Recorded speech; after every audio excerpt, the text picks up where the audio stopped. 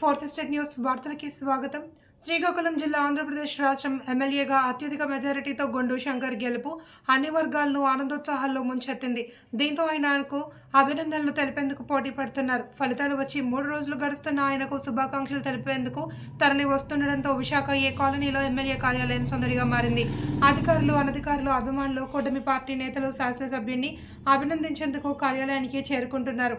ఉదయం నుండి రాత్రి వరకు సందర్శకులతో కార్యాలయం హడావుడిగా మారుతుంది. గురువారం సైతం ఇదే పరిస్థితి నెలకొంది. నేడు తాజాగా